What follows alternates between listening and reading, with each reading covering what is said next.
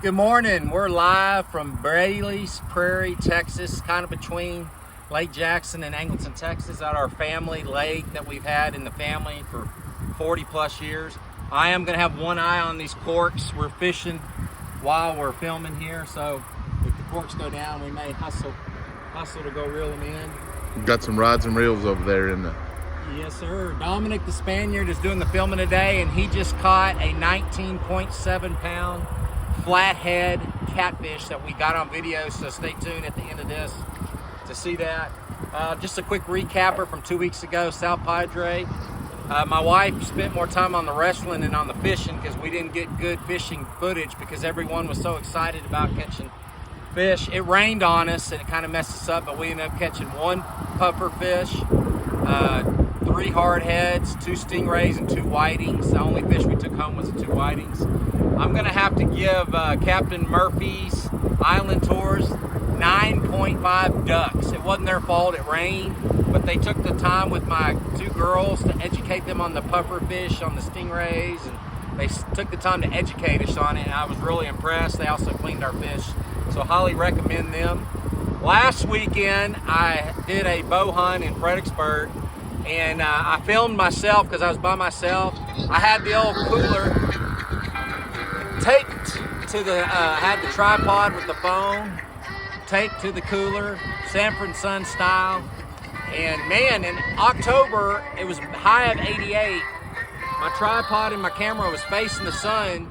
You think that would not overheat my camera, but I only got about 2 minutes through that video, and when I went to get my phone after the video, it said temperature thermometer, so I only got 2 minutes of it. Then it was time to get in the stand, and that weekend I had to get my daughter off to the Coast Guard. So basically last weekend, episode 7 never happened, so we're gonna call this episode 7. So anyway, it rained on this trip too. It messed up our fishing totally. I think we caught Not totally. We caught 2 catfish, 2 Gasper goo, maybe 2 or 3 bass the first day. Yesterday, my brother and his good buddy, Jason, they caught a stringer full of bass, maybe 8 or 9 bass.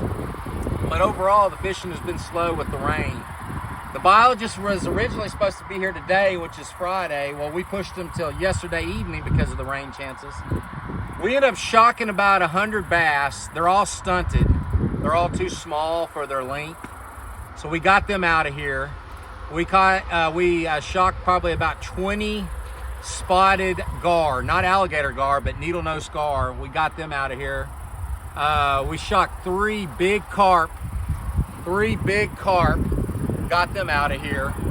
And only 1 crappie, a pretty good sized crappie. So we think we don't have a lot of crappie in here. We need to focus on getting the bass and the alligator gar and the needle-nose gar out of here. We're gonna get the final Biologist report probably in the next 2 days, and we'll find out. So anyway, it's been fun. We're cutting the trip short. My 84-year-old mom is in the hospital in Marble Falls, Texas at Baylor Scott and White. She's got pneumonia, so day 3 in the hospital. So I really would ask that y'all would lift my mom up in your prayers. So we're about to leave here. The only thing that's keeping us here is the Brazoria County crime team is here. They've got divers here. They are marking our buoys as we speak. And then they're gonna go out and make sure all of our crappie structure that Mikey and Jarrett, my brother, built, the PVC structure, are at the bottom and they're standing upright. So I think they're gonna buoy off 2 old boats that have been sunken. And they're gonna also buoy, maybe mark all that crappie structure so we can come in the spring and hopefully catch some crappie. So anyway, get into some college football for Saturday, which is tomorrow, real quick. Ole Miss at Oklahoma. This is a great game. Oklahoma's at home, so I'm going to pick Oklahoma. Hopefully John Mateer has overcome his injury. I'm never going to pull from Oklahoma. What am I saying? But anyway, I think Oklahoma at home. Missouri at Vandy. This is a dandy. College game day is here. Man, I'm going to take Vandy at home. They're playing great football. Their quarterback is about 30 years old. He's got a lot of experience. I'm taking Vandy at home. Tennessee at Kentucky, a good SEC tilt. I say Tennessee on the road. I think it's going to be a rock fight. just like Kentucky gave Texas everything they can handle. But I'm going to say Tennessee on the road. BYU at Iowa State, a big Big 12 matchup. This is a get one. I'm taking Iowa State at home. Bama at South Carolina. South Carolina, along with maybe Texas and Clemson, is one of the biggest disappointing teams this year. They were supposed to be really good this year with their quarterback, and just hadn't panned out for them. So I like Bama on the road. Baylor at Cincinnati. Cincinnati's actually ranked, but I'm going to go with the upset. I'm going to take Baylor on the road. Syracuse at an undefeated Georgia Tech at home. I'm going to say Georgia Tech stays undefeated. They are our one of our biggest stories in college football this year. I'm pulling for the Yellow Jackets to make the playoffs. UCLA at Indiana. I was having a hard time finding top 10, top 25 matchups, and this is one I just had to throw in there. I don't think this is close. Indiana at home, they'd probably win by 4 touchdowns. A&M at LSU. Woo, man. I hate to do it, but I think A&M is playing good football. LSU's something's wrong there. They say Brian Kelly's on the hot seat. I don't think that's fair, but A&M wins on the road in a close one. Texas at Mississippi State. I like Texas, but it's not going to be easy the way they're playing offense. Their defense keeps them in this, but it's going to be, I think it's going to be a Maylocks masher. I like Texas on the road by a touchdown. That's all we have this week. Next week we'll be in Fritztown for opening day rifle. Stay tuned. Have a good day. Hey, Swab here, live from Moontower Classic Shock Fest. Anyway, these are our vertical crappie structures. My brother and Mikey Lowe Williams worked on these 2 days ago. Basically, you got small PVC pipe, cinder block, and concrete. And they've created 20 of these structures. The biologists advised us on the depth, on how far and how deep and where in our lake to sink these. And this is going to be great for the crappie. Crappie prefer vertical structure, and then bass prefer horizontal structure. So we were gonna cut down a bunch of these old scrubby cedars and trees and bushes and put them around the perimeter of the lake this week, but it rained so much and that kind of put a damper on that plan. But at least we're gonna drop these crappie structures, and we're gonna fish over them in the future, and we should be able to catch a lot more crappie a lot easier. Stay tuned. We caught a huge flathead catfish. That video will be after this.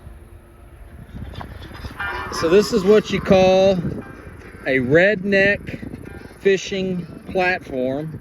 This is an old shipping pallet I got from work. Dominic the Spaniard has converted it to a redneck fishing platform. We got rod holders. We got our redneck backpack with all of our fishing gear, lures and bobbers.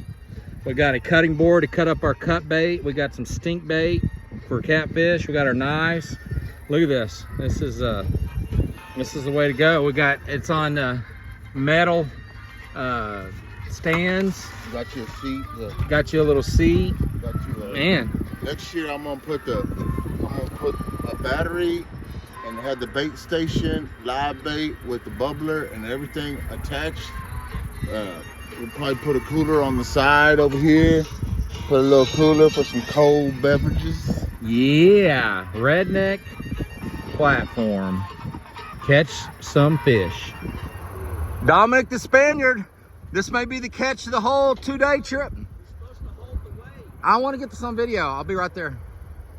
I want to get this on video. Dominic the Spaniard. I was trying to measure depth for these crappie houses, and then Dominic catches a fish. Can't catch a fish for 2 days. Time to leave, and now we're catching fish. Man, he's fighting. This is a big catfish, I think. Come on, Dom. Do you need me to get the net? No, maybe. All right, I'm getting the net. Well, I'm trying to find the net.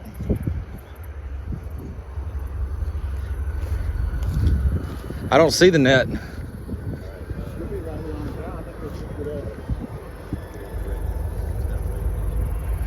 Man, that's a fighter, isn't it? Think it's a gar? Nah, not be a catfish. It's a big old catfish. Looks like a catfish.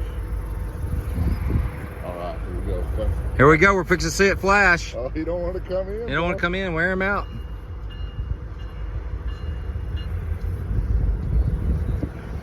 Look at that line bent. Look at that rod bent. Oh, yeah. This is a big fish. Oh, that's a good one. That's a good one, Papa. Woo, he don't want to come. Wow. You better get the net. I can't find it. Does anybody know where the net is? Oh, beluga! Oh my goodness, beluga! Beluga! Hurry up, okay, you got a net? We're working on it, just hold what you got. Here comes Matthew. Matthew with the net to save the day.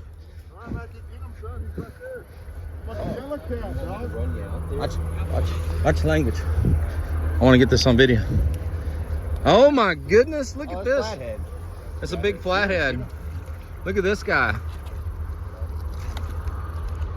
Big flathead. You just casted that thing out, didn't you? I'm telling you, dude, it takes 2 days for the range. Ain't nobody want to listen. Stay here and fish. I know. Look at this guy. Man, you're a catfish Charlie. Oh, look at that! Look at that! Look at that! Wow! I just made the trip, cuz. You just made our trip, man. Is that bigger than your other one? We need to weigh this fish. Look at this. Is that a flathead? Yeah, that's flathead. Big old flathead, man. He's over 20 pounds, wouldn't you say? It's probably close. I think he's right around 20 pounds. Nice fish. Dominic has the 2 records in this hole. Look at this. Look at that catfish. Look at that, dog. Hey, never give up. Hey, That's never give up, dog. Never give up. You never give up. Great fish.